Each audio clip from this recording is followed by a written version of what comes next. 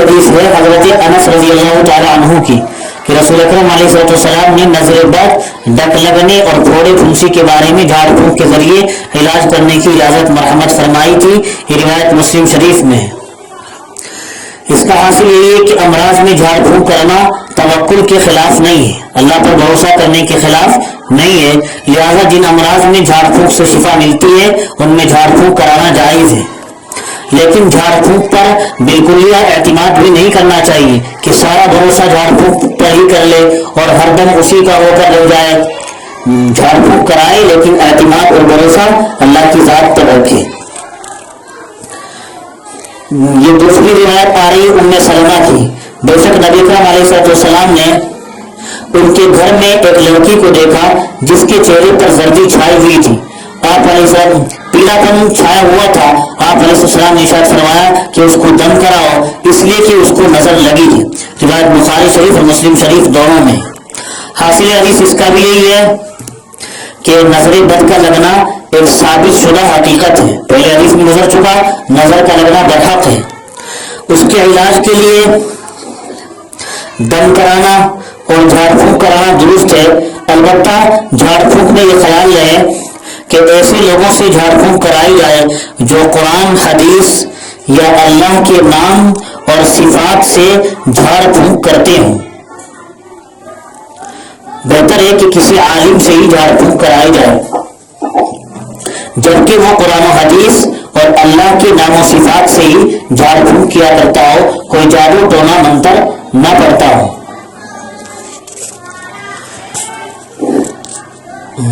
جھاڑ پھونک کرانا جائز ہے، توکل کے خلاف نہیں. نظر بد میں جھاڑ پھونک کرانی چاہیے بری نظر لگ جانے میں، اور نظر کا لگنا برحق ہے. یہ باتیں ان حدیثوں سے ثابت ہوئی. اور پھر ایک مسئلہ اور، جو آج کل کے عامل ہوتے ہیں وہ عملیات کرتے ہیں، تو ان عملیات کا شریعت میں کیا حکم ہے؟ فقہا اور مفتیان کرام ان کے بارے میں کیا تحریر فرماتے ہیں؟ معتبر فقہا اور معتبر مفتیان کرام. یاد رہے دم، منتر اور تعویذات جو پہلے شرائط ذکر کی تھی ان شرطوں کے ساتھ تو جائز ہے، جبکہ اس میں کوئی شرکیہ بات نہ ہو. اور یہی حکم عام عملیات کا بھی ہے.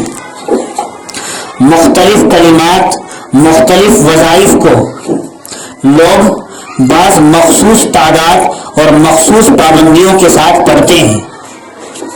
شرعاً ایسے عملیات کا حکم یہی ہے کہ اگر ان میں سے کوئی عمل شرکیہ اور مبہم لفظ نہ ہو، کسی عمل میں کوئی شرکیہ اور مبہم لفظ نہ ہو تو جائز ہے.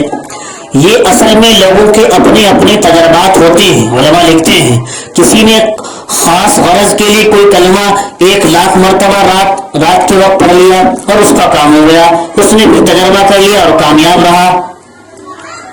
اسی طرح وہ شخص اس کو باقاعدہ ایک وظیفہ اور ایک عمل کی شکل دے دیتا ہے، کتابوں میں لکھنا شروع کر دیتا ہے، یوٹیوب پر بتانا شروع کر دیتا ہے، اسے کوئی شرعی حکم نہیں سمجھنا چاہیے. یاد رہے یہ ٹھیک ہے.